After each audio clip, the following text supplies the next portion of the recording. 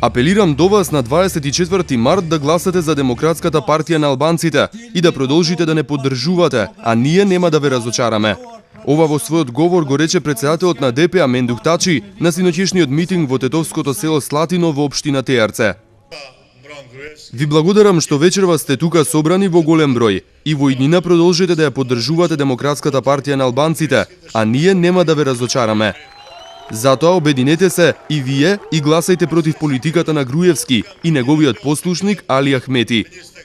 За разлика од нашите политички опоненти, ние сме решени да го продолжиме патот по кој одиме и константно да им помагаме на албанците. Пред присутните на митингот зборуваше и кандидатот за градоначалник на општина Тејарце од редовите на ДПА Рухан Илјази.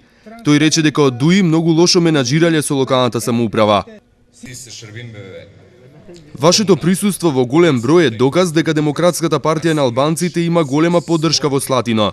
Морам да ви кажам, а сигурно и вие се согласувате со мене, дека сегашнава локална самоуправа под раководство на ДУИ многу лошо ја менаџира општината.